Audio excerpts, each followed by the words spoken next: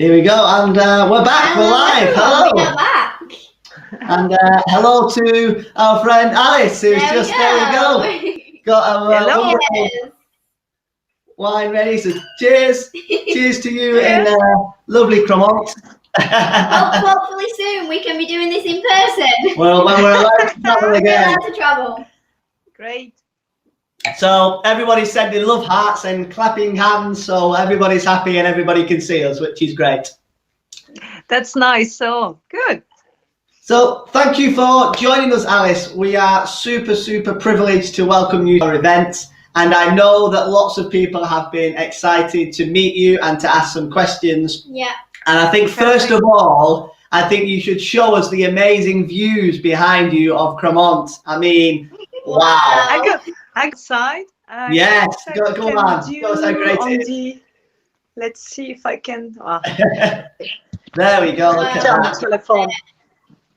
It's really cold. Yes, we understand. There we go. Wow. And we're stuck with the Voirin wall behind us. We're stuck inside. Look at that. Look at that. Oh, it makes me want to be back. That is beautiful. This is really what we have every day. This is around my house. The cellar is just at 200 meters from this view. So all the bottles are 200 meters away in the cellar from there. That is incredible. I do not need any cars to go to the cellar. It's only 3 minutes. Amazing. And that'll be nice because after you've had some lovely wine tasting in the cellar, you don't need to drive home. You can have a lovely walk back home. Amazing. Wow. Incredible. With the confinement, we stay a lot of, now in the vineyard, there is a lot of people having a walk. So usually most of people, they were shopping or a lot of things like that. But now when you go in the vines, you meet a lot of people. And in fact, it's another way to meet people. There is no bar. We meet us outside. Yes. What an amazing place to meet in the vines itself. And what a lovely place to walk. Much better than us walking in Manchester city centre. Yeah. It's much nicer views, I think. So that is incredible, Alice. So thank you again for joining us. And we'll obviously spend this session looking to learn a little bit more about your wines, about your family, about the domain, and I know that there's going to be lots of questions from the audience. So first of all, can we just very quickly ask you to tell us a little bit about the Voirin Jumel history and the family of the domain? It's the tradition to put two names on the label of a champagne label as soon as there is two wine growers getting married. So for 50 years ago, my father, Mr. Voirin, is just living behind that forest. He's coming from Chouilly. It's only 2 kilometers, 2 miles, or something like that. And his name is Voirin. He get married with mother, who is living in this village, Cremont. And the name of my mother was Miss Jumel. So, and the tradition is to put Mr. name first and Mrs. name secondly, and then compensation. And so in compensation, then Mr. has to move to the village of Mrs. So it's a compromise. So that's why my family now is all in Cremont village, because this is the village of Mrs. Jumel. But it's only 2 kilometers. But in the past, we were not moving like that with a car. 2 kilometers with a bicycle is something long when you have to. Yes, I can imagine. So it was for him very difficult to move from his village of Chouilly to Cremont. But it's exactly the same Grand Cru Blanc de Blanc vineyard. Just Chouilly is a little bit more warm. We say in French fat. So the Chardonnay grapes from Chouilly give the structure, the cru taste. And Cremont and Avize, which is just behind me, this is Chardonnay with much more chalk in the soils, and it gives more acidity. So it's a really good combination to blend Chouilly village and Cremont and Avize villages, because it's balanced the high acidity, so the high potential to age, with the maturity of Chouilly. So it was a good wedding at the end. And after that, my mother and I, we are working together, so there's no more new weeding between two wine growers. So it's two Voirin jumelles like that during 50 years. That's so how it's yourself and your brother now. That's it, exactly. Keeping the family traditions going and keeping the amazing wines coming. So that's great. So you touched on a little bit there, the differences between some of your plots in the different villages. So being based in Cremont, could you tell us a little bit more about the terroir in Cremont and how that affects the grapes and the wines and the Chardonnay? Cremont is one of the highest level in terms of acidity. And in Cremont, it's really known for the La Butte de Sarment. This is a little mountain, and it's quite cold, but there's no frost. So the consistency of the production is there, but Cremont provide all the time very short, very high structure in terms of acidity. So usually when you are growing grapes from Cremont, you age your champagne minimum 3 to 4 years old, because the acidity decline with the time, which is a good way because the structure is higher. And what we win when we wait for a long aging process, we win slow and small bubbles with a lot of bubbles. So that's the end in champagne. Very, very small bubbles, but persistency. And you obtain this with the time. But if the wine is too rich and already totally open, then you are not able to wait to sell it. So that's why a high acidity is a good sign to age a champagne. And Cremont is one of the highest level of acidity. So Cremont is usually used to produce vintages. It's a good grapes to vintage. Yeah. That's how it is complicated. Your Grand Cru Blanc de Blanc cuvée is personally one of my favourite ones. My favourite non-vintage, yes. What makes this champagne so special? What good to know is the consistency. As soon as you produce champagne from grapes Grand Cru, there's no risk to have up and down production. Here there is a microclimate. As you can see around Cremont, there is a forest all over the village, and I don't know why, but it is still like that since I'm born here. We have the beginning of the storm or the end of the storm, but never the middle of the storm. So there is a small microclimate protection which makes no disaster. So what makes the difference with the other area when we speak about Grand Cru? In Grand Cru area, nothing happened. No storm, no frost, no disaster. And when you have such good condition, then the plant, so the vineyard, the vines, are never stressed. So, and they produce always the same consistency, good quality. It could happen that you have very nice quality in non-classified vineyard, but not every year. That's the point. So I have here something where you can understand this question about the cru. Yes. Voila. This is my dog. She's all the time speaking. It's okay. Well, the cat is at home for us. We're out the house at the moment. So yes. I don't know. Yes. That's it. So the 17 Grand Cru. Yeah. This is how this is organized. You have 17 Grand Cru, 44 First Cru villages, and 258 villages non-classified. And what makes the difference? It's each cru is a village. The difference is the consistency. There is less accident in the 17 Grand Cru than in the non-cru 258 villages. I have one vineyard in one of these villages non-classified, and through every 3 or 4 years, something happened. Wow. Wind, storm, or keep in mind that Champagne area is really in the north. Yeah. And in terms of the weather, most of the vines are in the south of France. Yeah. Now it's much easier than it was for my past in the past because the weather is warmer. But believe me, it was not rare for 20 years ago to make the harvest under the rain non-stop. Yes.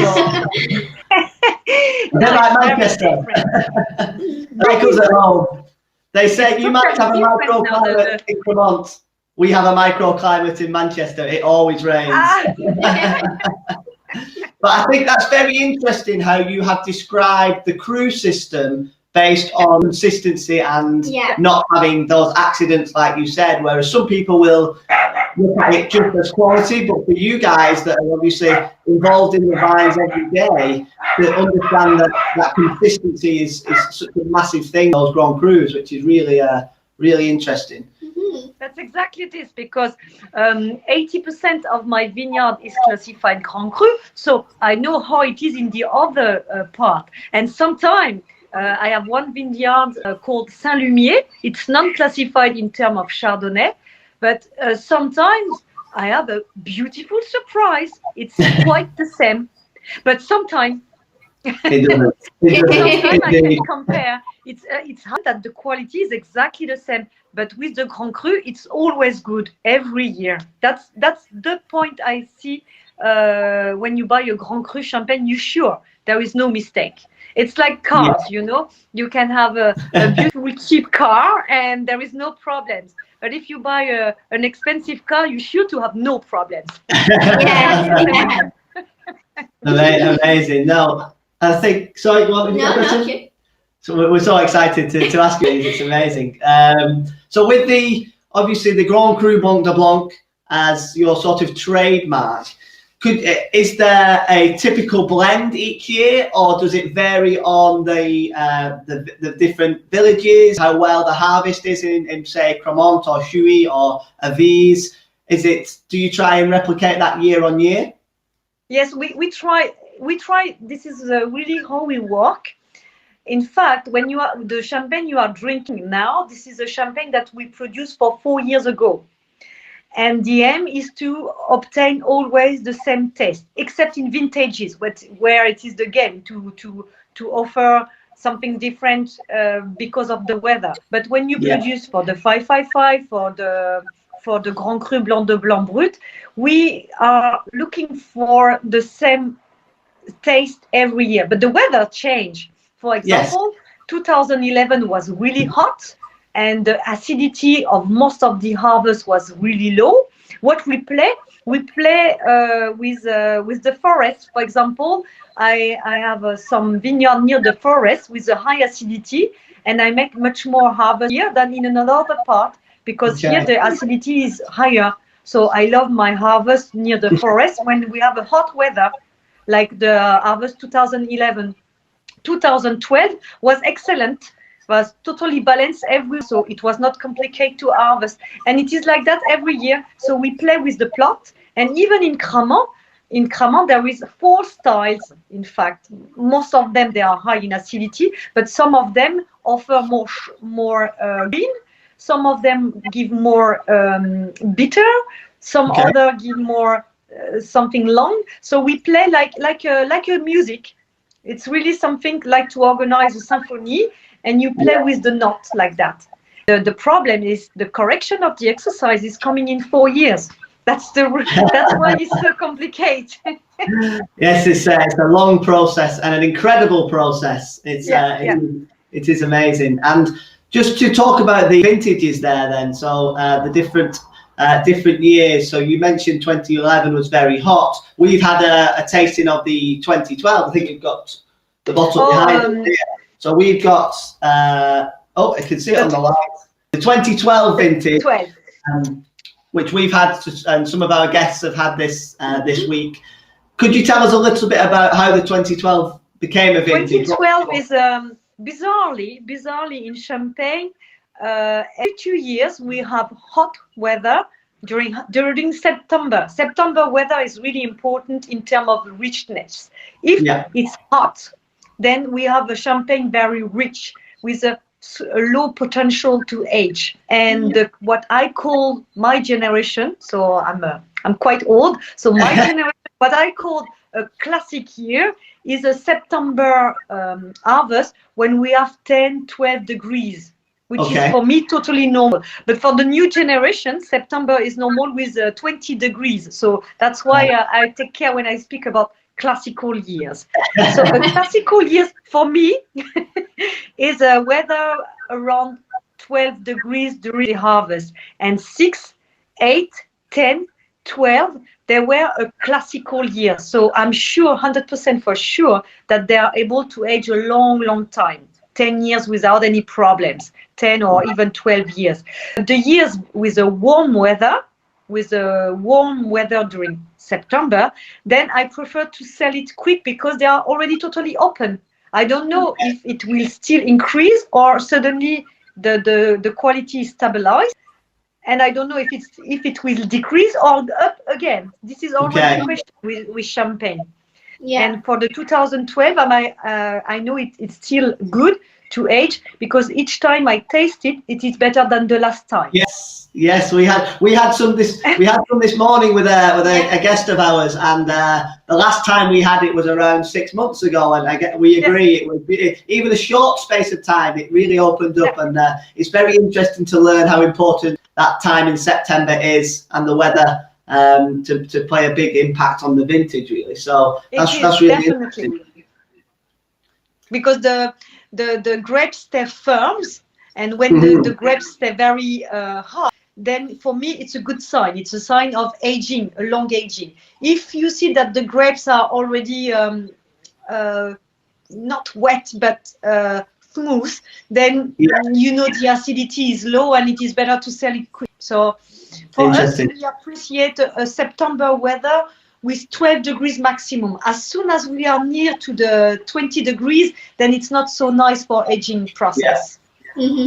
Great, really interesting. I'm learning loads, Alice. It's amazing. I'm learning lots.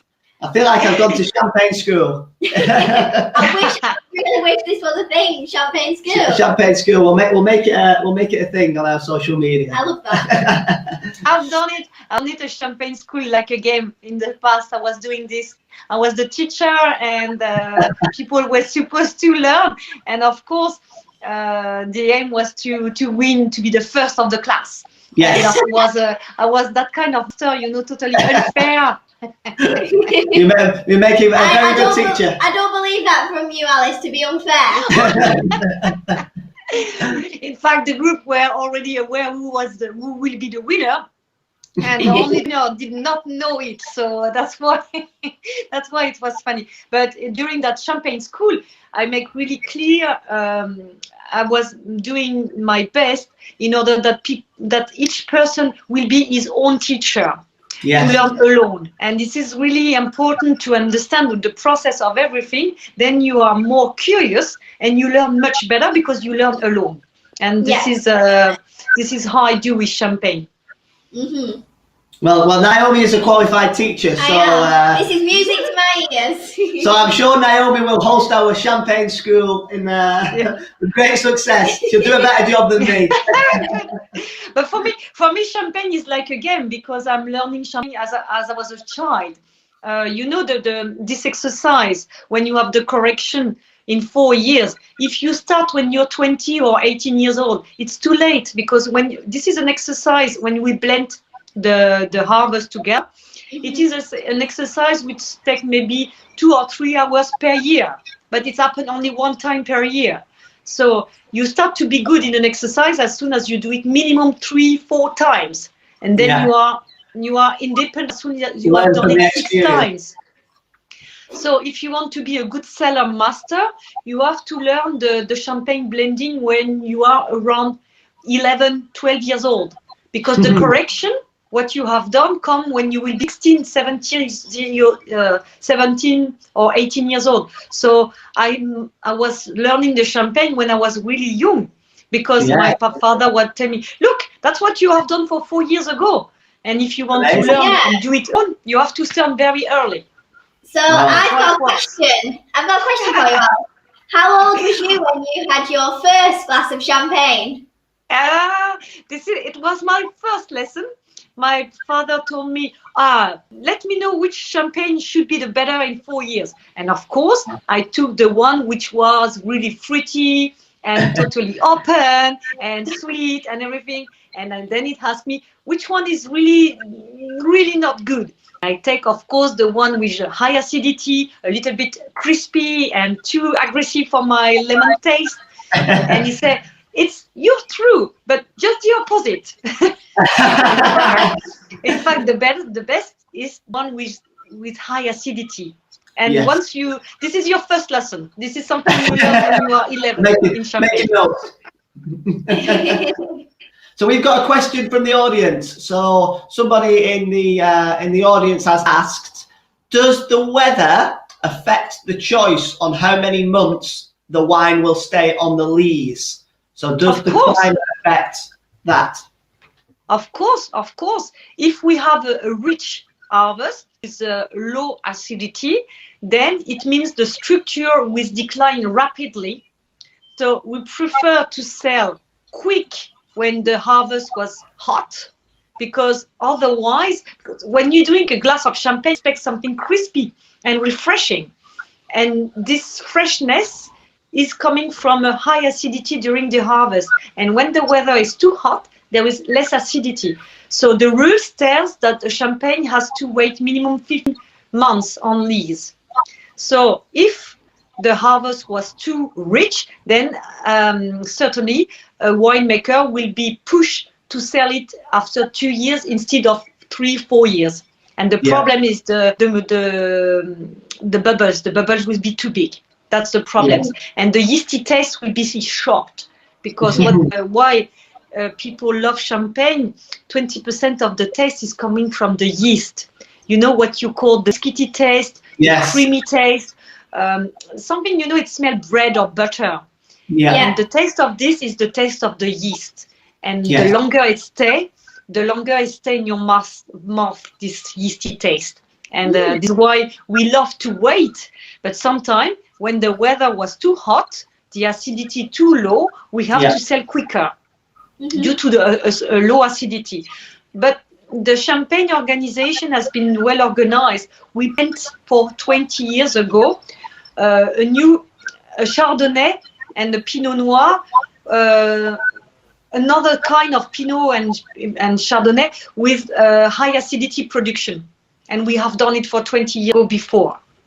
Yeah, no, I think it's really interesting to learn how a massive part that weather plays on what you do in the cellar and how long you age that. So I think that's a super answer, and hopefully Francesco, you can give us a thumbs up if that answered your question in the guest. So I think we should tell people currently what we are drinking right now. Yes, so we've got.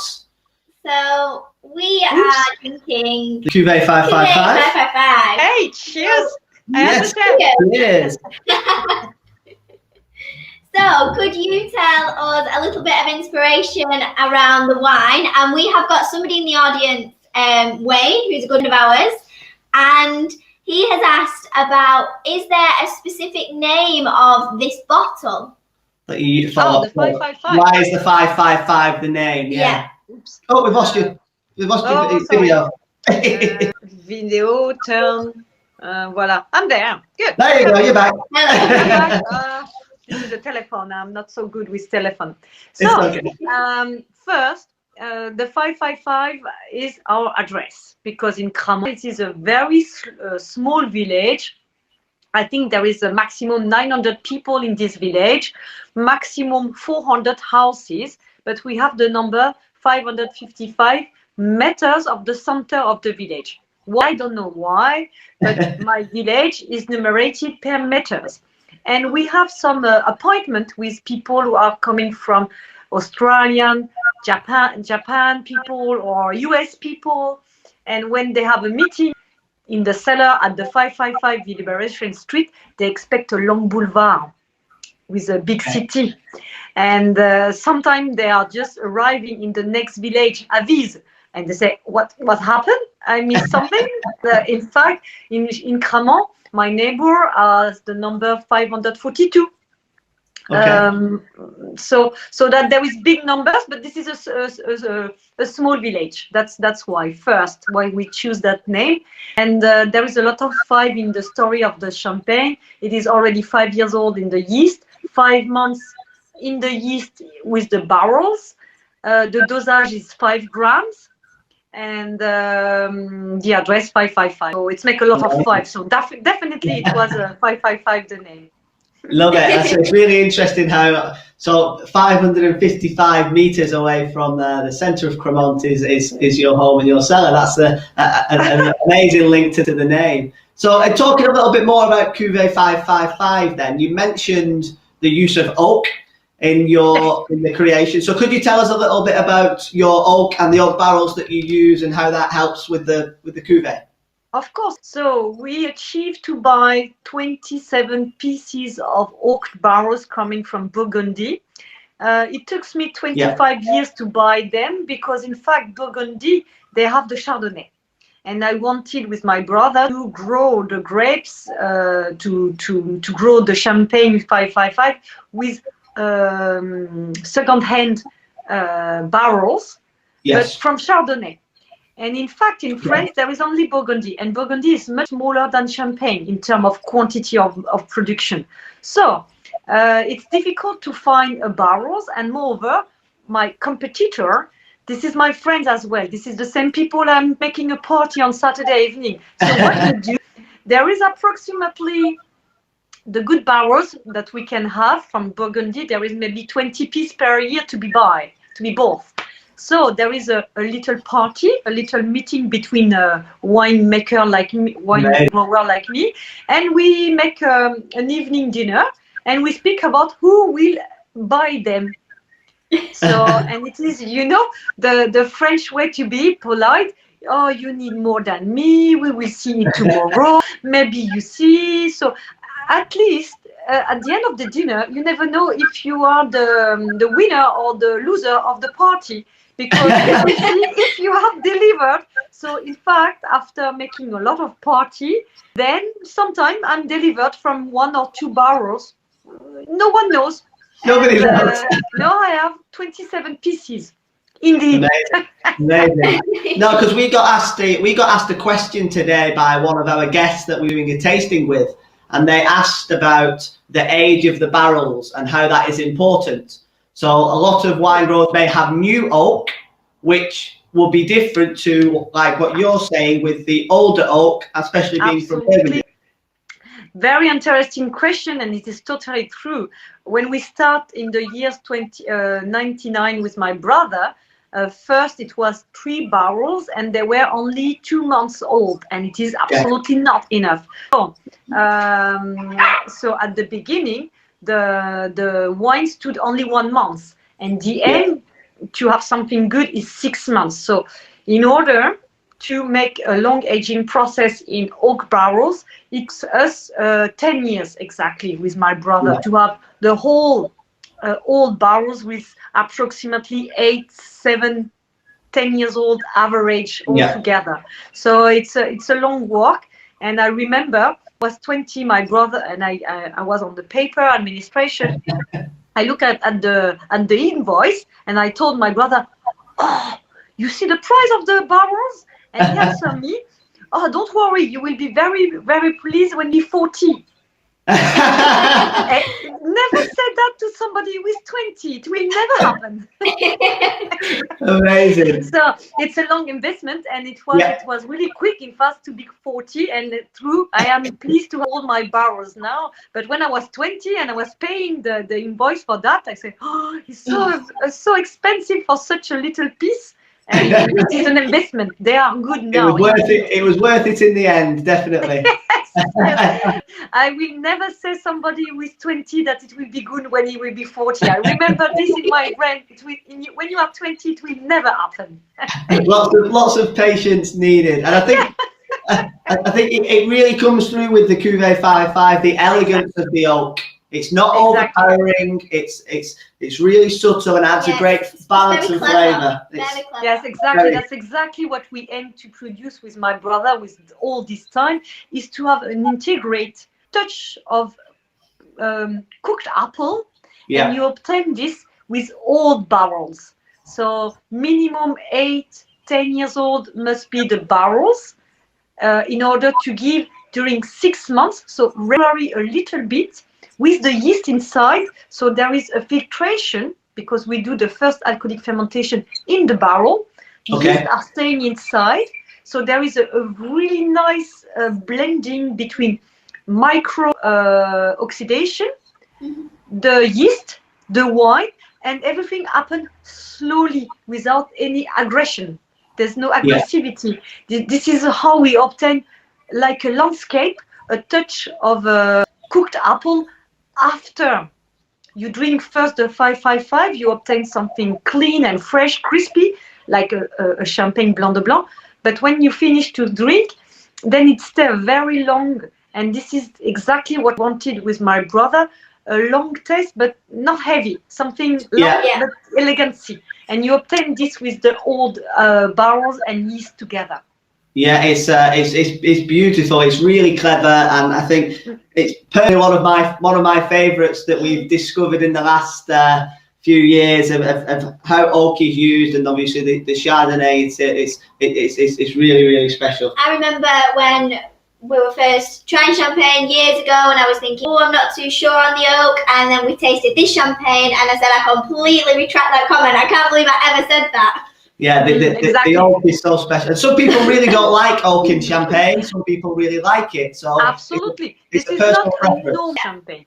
Exactly, this is something. The 555 is a really nice present that you can offer to people who love white Burgundy white wine, because it's exactly the same structure with bubbles. In fact, this is really a good compromise between a Meursault and a champagne. You don't know.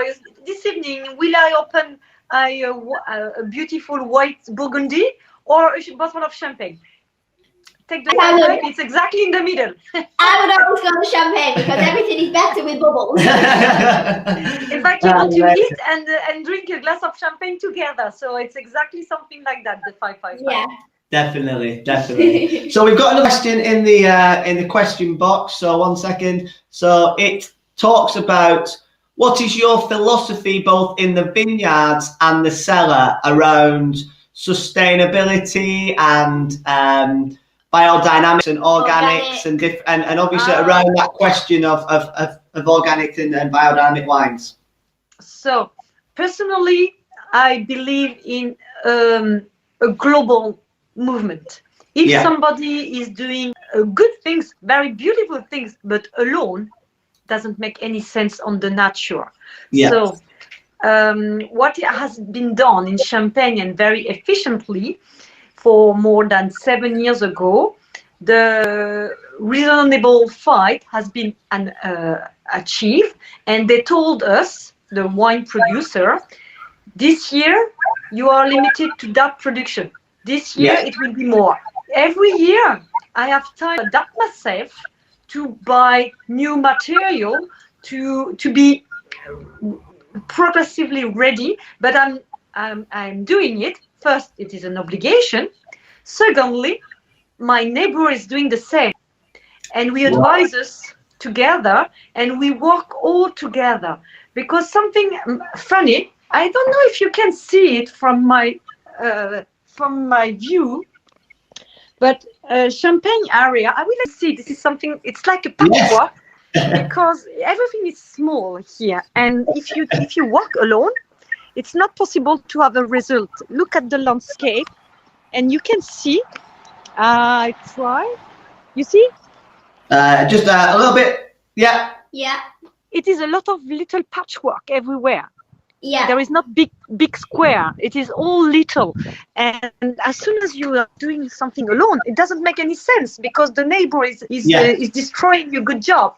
So I prefer really to be organic, but organic together. I saw a lot of improvement in terms of insect. All together in Cremont, we fight. We do not use pesticide, but it took us 5 years. Wow. Of course, to do it all together. But now we do it all together. We Amazing. do not use any more pesticide, and we have much more insect, much more birds.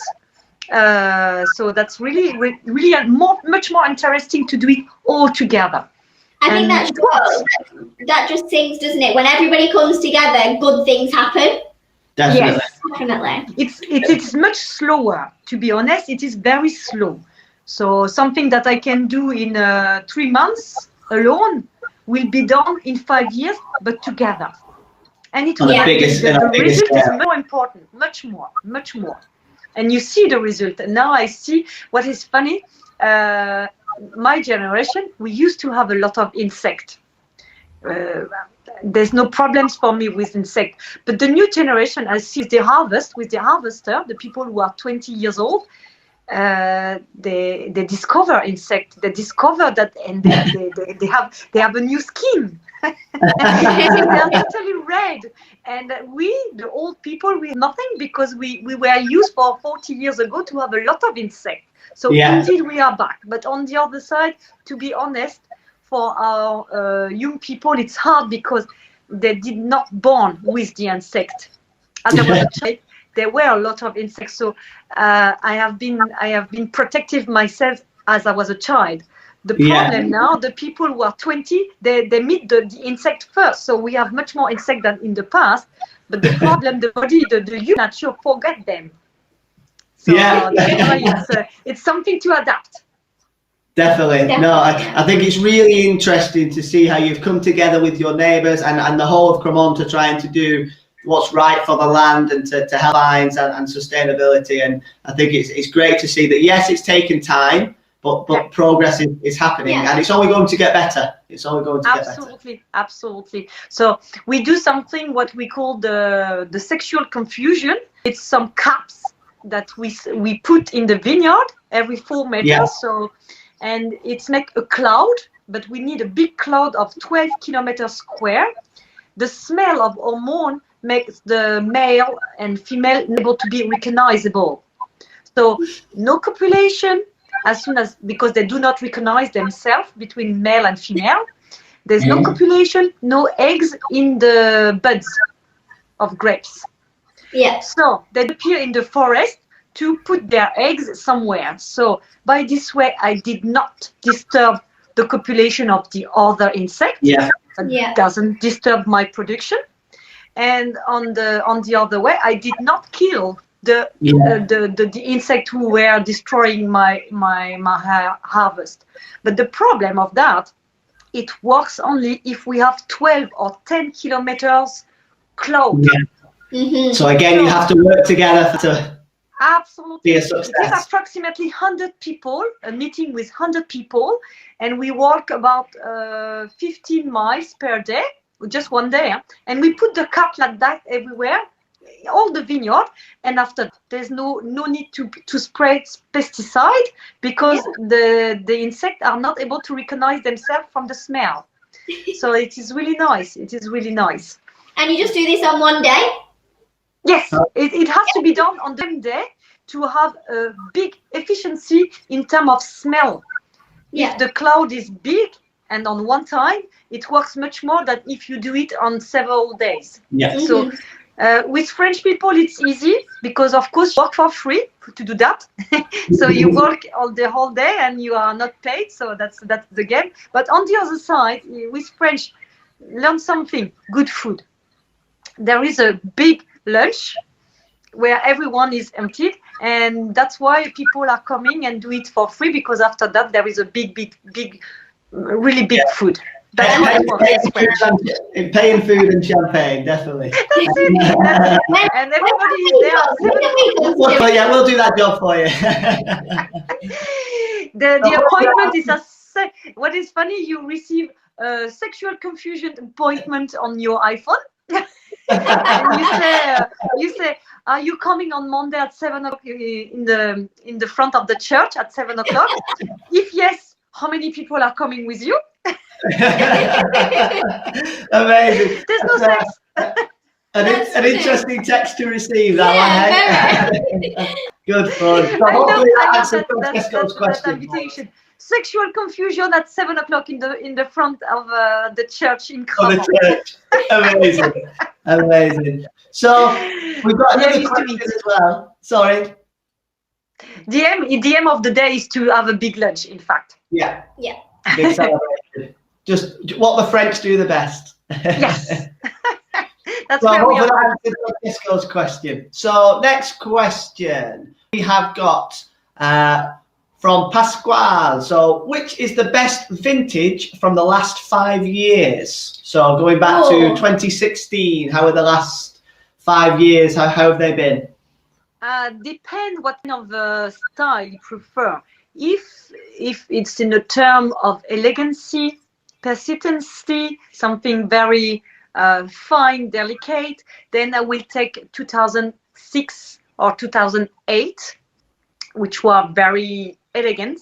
Yeah. If it's in terms of power or a lot of taste, then I will take 2005, which was a rich year with high acidity as well. So depend.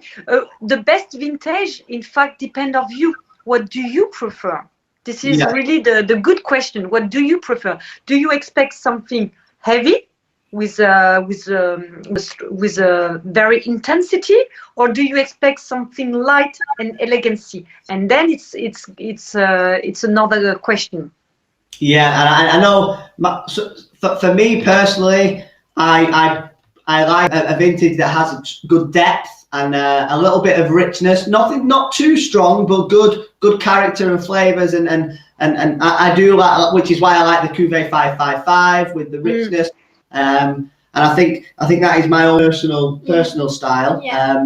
But I think what would be interesting as well is how the last sort of few years of vintages, how's the harvest been? So 2020, 2019, are they fingers crossed? Do we hope for good years? I don't know. I never know. Even after 25 years old experience, I really have no idea. We'll wait those 4 years to find out. I make mistake. To be honest, I make mistakes. I was expecting a beautiful year in the 2000. Which one was that? 2018. Yeah. It was really a good year, but the problem is the difference between what you expect and what you have. So I prefer to wait and see. Yeah. Because when you expect something, in your brain, in your dream, it is much higher. So no, I learned to expect nothing. That's much better, really much better. So that you have the good surprise or the bad surprise. But I prefer to wait, really. Personally, champagne is all the time teaching me something, and I'm not good enough to exactly what would be the best next years.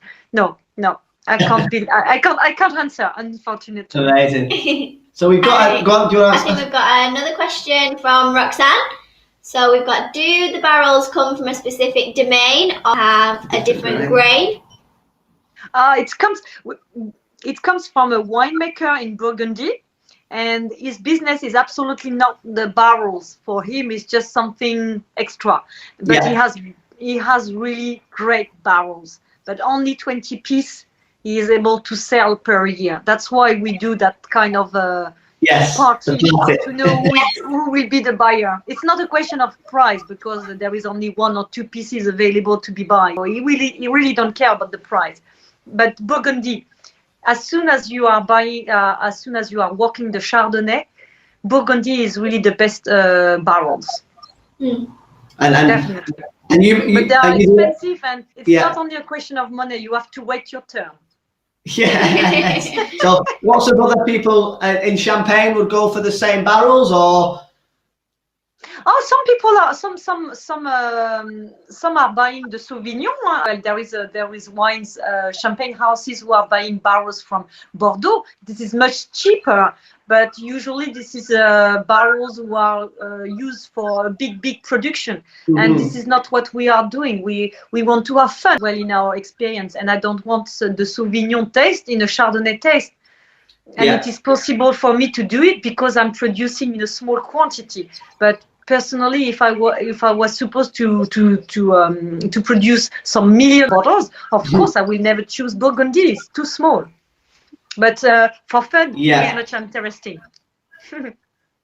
Amazing. So hopefully that answers your question, Roxanne. Give us a thumbs up if it does. And we got another lovely question again from Roxanne. Is, do you have any older vintages to sell? So obviously we have the 2012, but there are some older vintages that you still have. Yes, we start with the 2004. Not the three. There were no vintages. There were no harvest. 2003.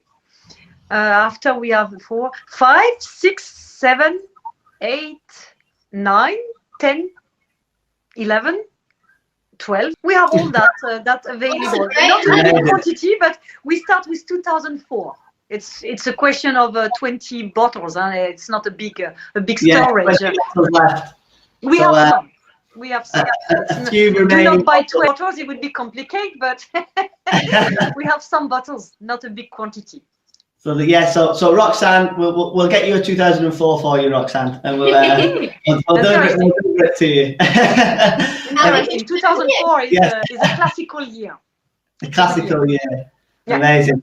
So another question here. I think this is about more recent times. So have you been affected by the negative temperatures at the moment and the snow? How has that affected? We were just talking about this before we came on live. Yeah, it's in fact. Of course, normally in the past, we were very afraid of spring frost because we were not organized. Champagne, as a beautiful organization, we are allowed to blend years together, except for vintages. So 90% of champagne on the market is a blend of years. So if there is a bad production in terms of quantity, we are allowed to take the reserve wine of last year, for 2 years ago, 3 years ago, and nobody complained. The quality is absolutely perfect.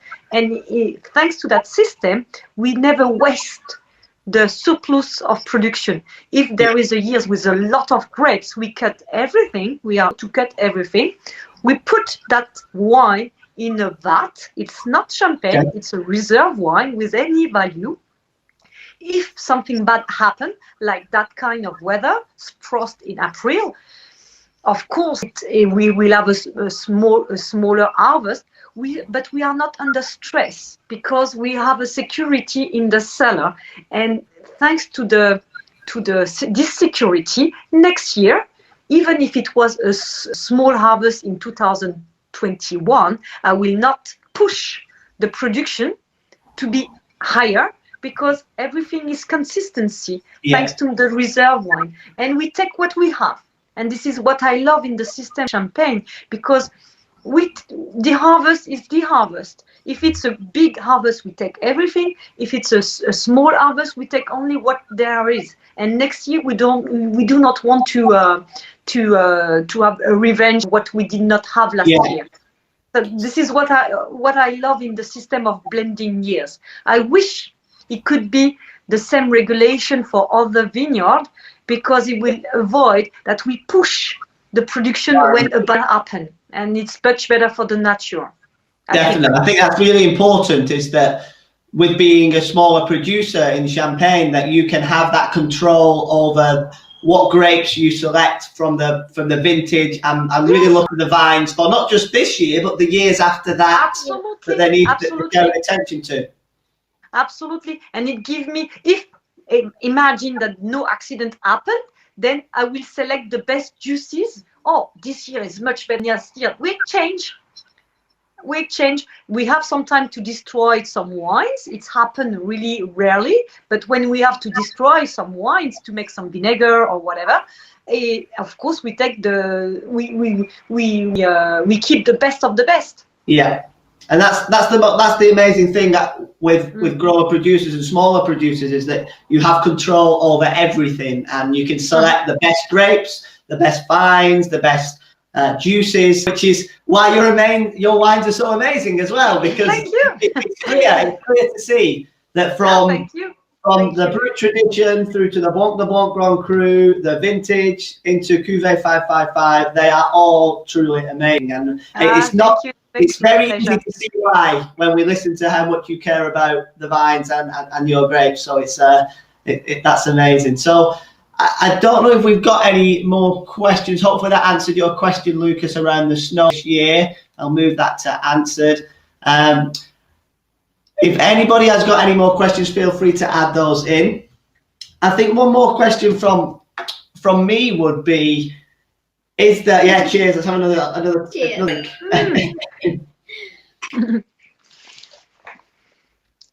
I think one more question from me, which is a personal question, I suppose, because I want to learn more about the Cuvée 555, is the base vintage being different. How much of the base vintage wine goes into the blend? Is it more reserve wines, or is it a specific base based on the year? We try, if can, to have always 20% reserve wine in all our production. For the Grand Cru Blanc de Blanc, the Brut Zéro, the Rosé, and so on. This is what we aim to obtain. Always 20%. How we do it's easy. We take a year from a specific tank 20% or 25% of this tank, and we put the new harvest in it. So this is like a Solera. This is our reserve wine, and then we blend 1 year, 2 years together. So, for example, the 555 is 20% reserve wine, plus 40% the 2016 and 40% the 2017. Okay. This is what we aim to do. Sometimes more or less, but it is roughly what we are trying to obtain in each cuvée of the Voirin Jumel. Always. This is the recipe, but sometimes it's not easy. Sometimes it's not easy because the aim is always the same. You know, champagne is not really complicated. You have to achieve to balance sugar and acidity.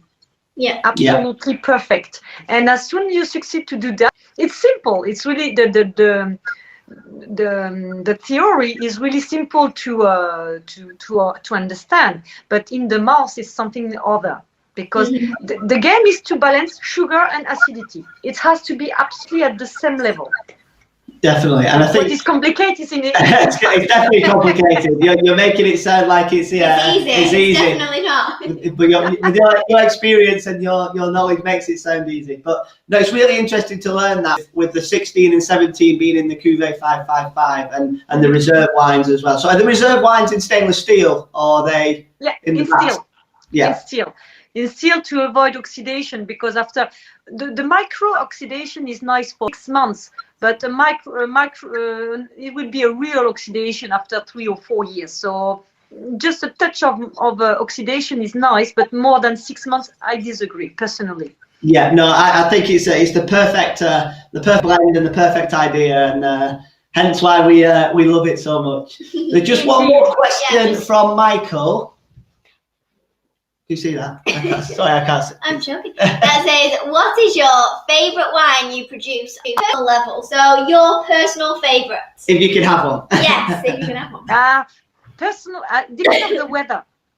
If it's really hot during summertime, I love the Brut Zéro because it's something fresh and you need nothing to eat with it. Just pressure is enough.